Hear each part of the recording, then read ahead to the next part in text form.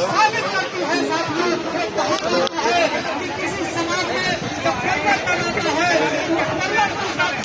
उस समाज का नौजवान होता है। ये समाज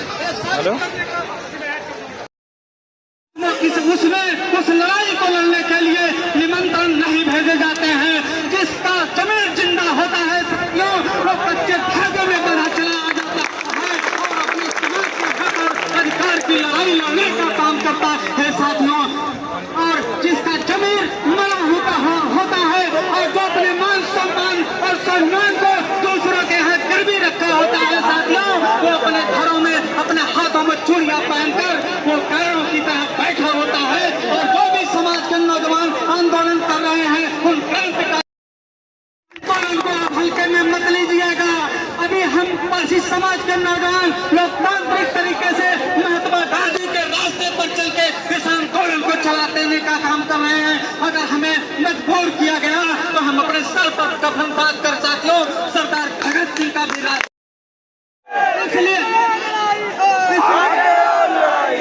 इसलिए उत्तर प्रदेश सरकार को हम बताना चाहते हैं कि हम बचाएंगे, हम सजाएंगे, संवारेंगे, हम बचाएंगे, सजाएंगे, संवारेंगे तुझे, हर मिटे नक्श पर उभार कर चमकाएंगे तुझे, अपने शहरत का लहू देकर निखारेंगे तुझे, दर पर चढ़कर एक बार फिर से पुकारेंगे तुझे। रानी इमदाद की देखे और भले तौर नहीं, हम सरदार भगत सिंह के साथी हैं, कोई और नहीं साथियों।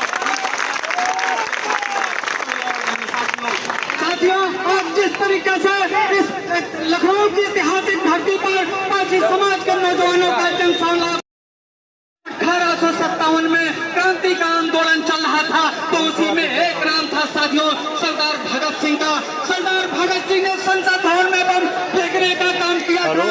वहाँ पर उन्होंने किसी के हक का करने लखनऊ में है सर, बोल रहे हैं हम लाइव चलाएं सर, थोड़ा अभी बात करवा इसकी पूरे हिंदुस्तान में जाएगी और नौजवानों के लिए प्रेरणा का काम करेगी। तो निश्चित रूप से साथियों आज इस लखनऊ के धरती पर पारसी मोर्चा के पैनल तले जो नौजवानों ने, पारसी समाज के साथियों ने जो ताकत दिखाई है, जो भाई थोड़ा हट जाओ यार आगे से, सरकार के खिलाफ लोकतांत्रिक तरीके से आंदोलन करके एक परमाणु बम फेंकने का काम किया है साथियों, इसकी भी बूझ पारसी समाज के नौजवानों के अंदर जाएगी। और निश्चित रूप से अगला होगा उत्तर प्रदेश सरकार के खिलाफ, तो निश्चित रूप से इसके 10 गुना भी उस उत्तर प्रदेश की सरकार के खिलाफ होगी साथियों। उत्तर प्रदेश की सरकार पारसी समाज की हत्याएं कर रही है, उनको अपमानित करने का काम कर रही है।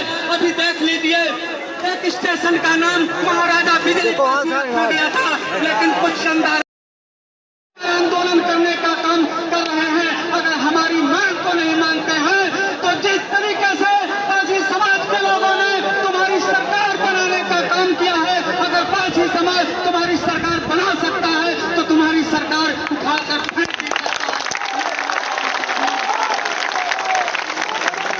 क्योंकि पारसी समाज का भी आंदोलनों का भी इतिहास रहा है। इसी अवध की धरती पर लोकतांत्रिक तरीके से आंदोलन करते हुए मदारी पासी ने अंग्रेजों और सामंतवादियों के ताज फटे करने का काम किया है। और इसी अवध की धरती पर अपने क्रांतिकारी रुखों के साथ वीरांगना ओदा देवी पासी, मक्का पासी, पीरा पासी जैसे क्रांतिकारियों ने अपने हाथों में तलवार और बंदूकें लेकर अंग्रेजों को सबक सिखाने का काम किया है। इसलिए उत्तर प्रदेश की सरकार से का नाम बदलने का काम किया है। इसलिए कहना चाहता हूँ कि अगर मुख्यमंत्री योगीनाथ भाई हथवा हटा लो भाई, थोड़ा हाथ डालें, स्टेशन नहीं किया गया तो निश्चित रूप से पारसी समाज का नौजवान आपकी सरकार को 2027 में उखाड़ फेंकने का बनी है। तो निश्चित रूप से इसमें पारसी समाज के लोगों ने कहीं न कहीं कुर्बानियां देने का काम किया है, लेकिन आपने पारसी समाज के पीठ में छुरा घोंपने का काम किया है, आपने जातिवाद का करने का काम किया है।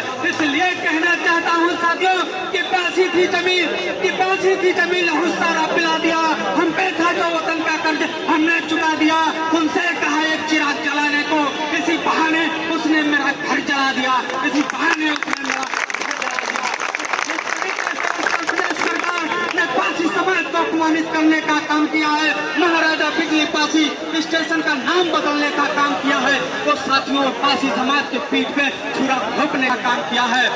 साथियों हम बताना चाहते हैं कि पासी समाज को एकता कैसे लानी चाहिए।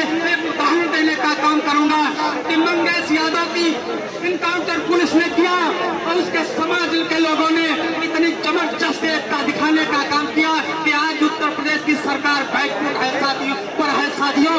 और उस पीड़ित परिवार वालों को यादव समाज के लोगों ने आर्थिक रूपों से लगभग 50 लाख रुपया तक डोनेशन देने का काम किया। ये जज्बा यादव समाज में है साथियों। यही जज्बा इतना बड़ा दिल पासी समाज के लोगों को भी लाना होगा, तभी पासी समाज में साथियों क्रांतिकारी परिवर्तन होगा साथियों। अन्यथा हम आंदोलन करते रहेंगे साथियों, कुछ होने वाला नहीं है। एकता तभी आएगी जब हम सब लोग मिलकर एक साथ लड़ाई लड़ेंगे। इन शब्दों के साथ साथियों हम अपनी बात को समाप्त करते हैं। समय देने के लिए बहुत बहुत धन्यवाद साथियों।